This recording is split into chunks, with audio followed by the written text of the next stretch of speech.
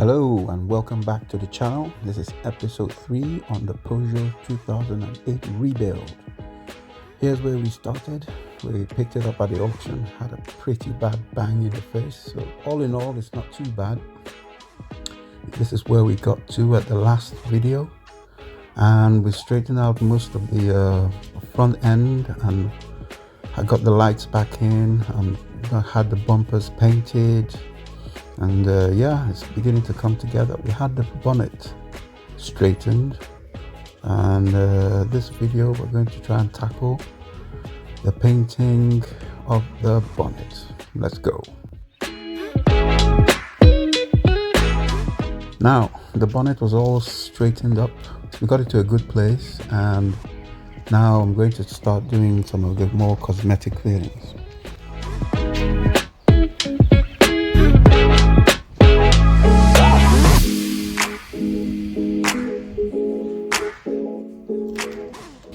Here we have the bumper, and I've been able to fit the DRLs. Those came in, so I've had them fitted and they fit rather nice, so the car is coming together. I've still got a few bits and bobs missing on the bumper, so I will get those installed as soon as they arrive. But for now we shall tackle painting and other cosmetic effects on the car.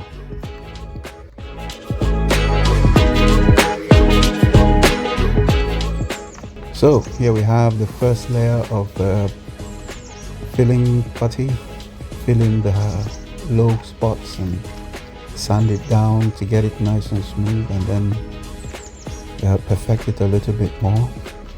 I haven't really done much body work. This is well, let's call it a learning experience for me, so I'll do my best to get it as nice as possible. We don't want too much filler on it, so we just get it light on and then sand it down to get it nice and consistent.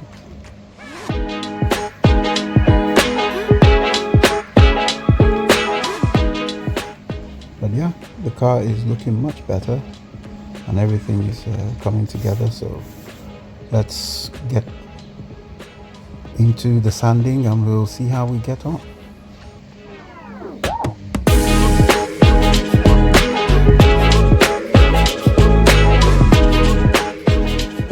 So sit rep, first layer of sanding and some filling to get it a bit smoother. There were some lows and high spots, so I have tried to tackle those.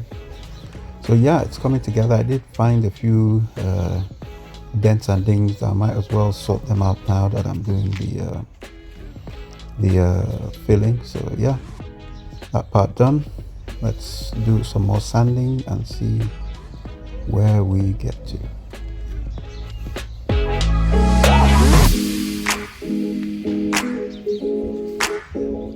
Sanding, I must say, is a very delicate job. You have to really pay attention, because anything you don't pay attention to in the preparation stage is going to show through in the paint.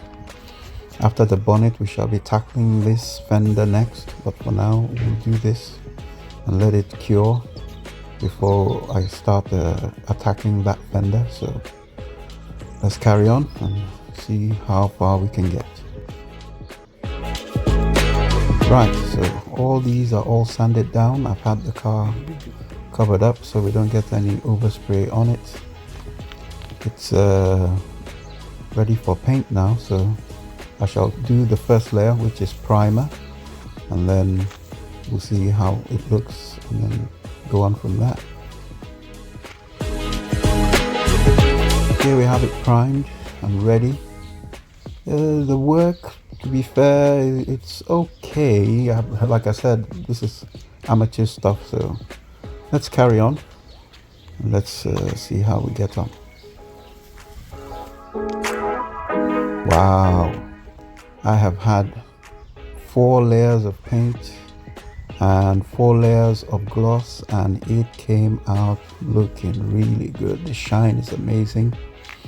But as I say, this is a rattle can job, so no matter how well it comes out, it will need sanding and buffing and shining to match up with the factory paint. But honestly, I am quite happy with that, even though there are some imperfections as you would expect. This is a backyard job, but you know, I did kind of rush because I was a bit anxious, and I did leave some bit of high spots and low spots there, but this is well manageable. I can deal with this for now, but to get it perfect I might have to do it again. So but for now, yeah, I'm well happy with that. So I'll let this cure for a couple of weeks so it flashes out completely and hardens.